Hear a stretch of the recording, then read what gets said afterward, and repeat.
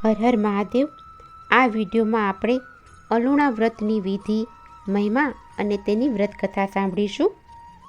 ચૈત્ર સુદ બીજથી સાતમ સુધી આ વ્રત કરવામાં આવે છે. આ વ્રત કરનારે સવારે વહેલા ઉઠી નાહી ધોઈ ભગવાન શંકરની પૂજા કરવી અને કથા વાર્તા સાંભળવી. મીઠા વગરનું ભોજન જમી એકટાણું કરવું. વ્રત દરમિયાન જૂઠું બોલવું નહીં, કોઈની નિંદા કુથલી કરવી નહીં, બ્રહ્મચાર્ય પાળવું અને ભોંય પથારી સૂવું.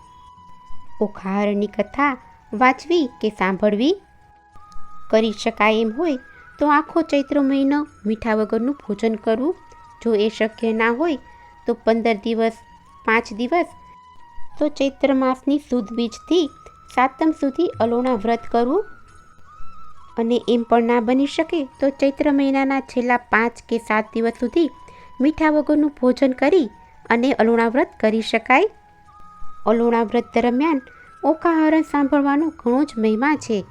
કહેવાય છે કે ઓખાહરણ સાંભળવાથી તાવતર્યો, એકાતર્યો નથી આવતો, કોઈ મહારોગ નથી થતો અને ભૂત પ્રેત બાધામાંથી મુક્તિ મળે છે. આમ આ અલુણા વ્રતનો ઘણો જ મહિમા છે. હવે આપણે અલુણા વ્રતની વ્રતકથા સાંભળીશું. એક વખત ભગવાન શંકર અને માતા પાર્વતી કૈલાસ પર ગોષ્ઠી કરતા બેઠા હતા. એ દરમિયાન ભગવાન શંકરે પાર્વતીજીને ઉગ્ર તપ કરવા જવાની ઈચ્છા જણાવી. ત્યારે પાર્વતીજીએ રિસાઈને કહ્યું, સ્વામી, તમે તો તપ કરવા ચાલ્યા જાઓ છો, પણ પછી મારો વિચાર કર્યો ખરો? હું એકલી પડી જાઉં છું, તેનું શું?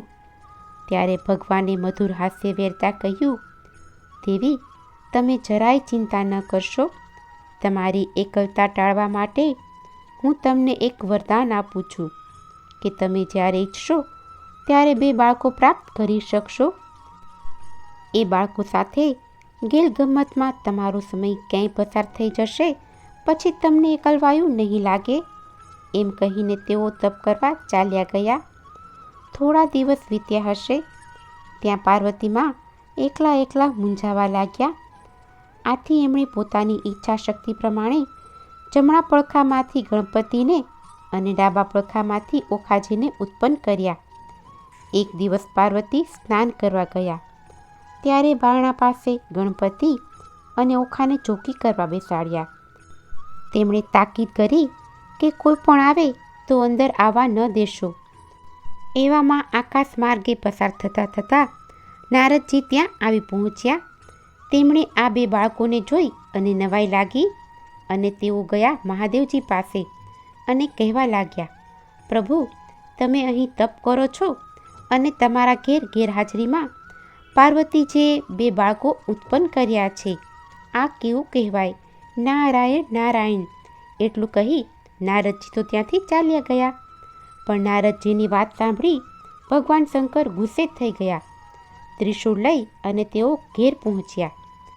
ઘેર આવ્યા ત્યારે ગણપતિજીએ તેમને અંદર જવા ન દીધા.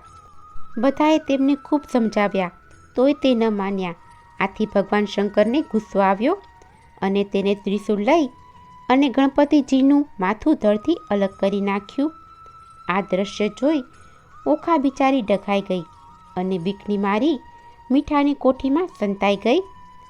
એ પછી મહાદેવજી સીધા પાર્વતી પાસે જઈ પહોંચ્યા અને કહેવા લાગ્યા કે આ છોકરા કોના છે?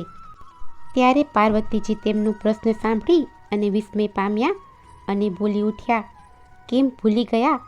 તમે મને વરદાન નહોતું આપ્યું કે જ્યારે તમે ઈચ્છો ત્યારે બાળકો ઉત્પન્ન કરી શકો છો? મહાદેવજીને હવે બધી જ વાત યાદ આવી. તેમણે પોતે જ પાર્વતીજીને વરદાન આપ્યું હતું.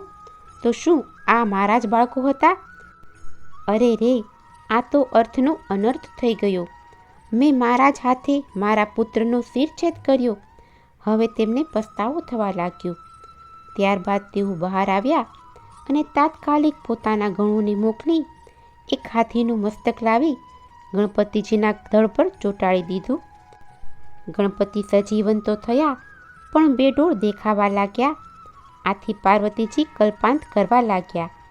તેમને સાંત્વના આપતા શંકર ભગવાને કહ્યું, દેવી, તમે શાંત થાઓ. તમે એના રૂપ સામે ન જુઓ, એના ગુણ જુઓ. કોઈ પણ શુભ કાર્ય હશે તો સૌથી પહેલાં પૂજા એની જ થશે. પાર્વતીજીને આ સાંભળી અને થોડીક શાંતિ મળી. ત્યારબાદ ઓખા યાદ આવતા તેમણે બૂમાબૂમ કરી મૂકી. તેમની બૂમ સાંભળી ઓખા મીઠાની કોઠીમાંથી ધ્રુજતી ધ્રુજતી બહાર આવી. તેણે માને કહ્યું, માં, મને આ બાવાની ખૂબ બીક લાગી, આથી હું કોઠીમાં સંતાઈ ગઈ હતી. પાર્વતીજીને તો ખૂબ જ ગુસ્સો આવ્યો અને કહ્યું, ઓખા, તે તો તારો જીવ બચાવ્યો અને ભાઈને પાસે રહીને મરાવી નાખ્યો. મને જાણ પણ ના કરી. માટે જા, હું તને શ્રાપ આપું છું કે તારું આખું શરીર મીઠામાં ઓગળી જશે અને પછી તારો જન્મ રાક્ષસ યોનિમાં થશે. ઓખા આ સાંભળી અને ધ્રુજી ગઈ. માને પગમાં પડી અને વિનવવા લાગી, માં, મારી ભૂલ થઈ ગઈ, મને માફ કર, મારા શ્રાપનું નિવારણ કર. ભગવાન શંકર પણ પાર્વતીજીનો શ્રાપ સાંભળી અને સ્તબ્ધ બની ગયા. તેમણે પાર્વતીજીને સમજાવતા કહ્યું, દેવી, આ તો નાની છે, તે મને જોઈ અને બી ગઈ અને બીકની મારી કોઠીમાં સંતાઈ ગઈ, એમાં તેનો શો વાંક? તમે આવો કઠોર શ્રાપ કેમ આપી બેઠા? પાર્વતીએ શ્રાપ તો આપ્યો, પણ જ્યારે તેમનો ગુસ્સો શાંત થયો ત્યારે તેમને આ બાબતનો પસ્તાવો થયો અને તેઓ બોલ્યા, દીકરી, તારે શ્રાપ તો ભોગવવો જ પડશે, એ મિથ્યા નહીં થઈ શકે. પરંતુ મારા આશીર્વાદથી તારા લગ્ન કોઈ દેવકુમાર સાથે થશે. ચૈત્ર મહિનામાં તારો ખૂબ મહિમા વધશે. જે કોઈ તારું વ્રત કરશે તે નિરોગી બની દીર્ઘાયુ ભોગવશે અને અંતે શિવલોક પ્રાપ્ત કરશે. પાર્વતીના આ શ્રાપના લીધે થોડા જ વખતમાં ઓખા મીઠામાં ઓગળી ગઈ અને ત્યાર પછી બાણાસુર રાક્ષસને ત્યાં જન્મી. ત્યાં ઓખાએ એકટાણું કરી અલોણા વ્રત કર્યા, ખૂબ ભક્તિભાવપૂર્વક કર્યા. આથી તે રાક્ષસોનીમાં જન્મી હોવા છતાં તેના લગ્ન યાદવ કુળમાં ભગવાન શ્રી કૃષ્ણના પુત્ર અનિરુદ્ધ સાથે થયા. આમ જે કોઈ સ્ત્રી અલોણા વ્રત કરે છે તેને અખંડ સૌભાગ્ય અને સુખ શાંતિ પ્રાપ્ત થાય છે અને ભગવાન શંકર, માતા પાર્વતીના આશીર્વાદ તેમના ઉપર સદાય રહે છે. બોલો ભોળાનાથ શિવશંભુની જય. જો તમને આજની આ કથા પસંદ આવી હોય તો એક લાઈક આપી ચેનલને સબસ્ક્રાઈબ કરો. આજની આ કથા સાંભળવા બદલ આપનો ખૂબ ખૂબ આભાર.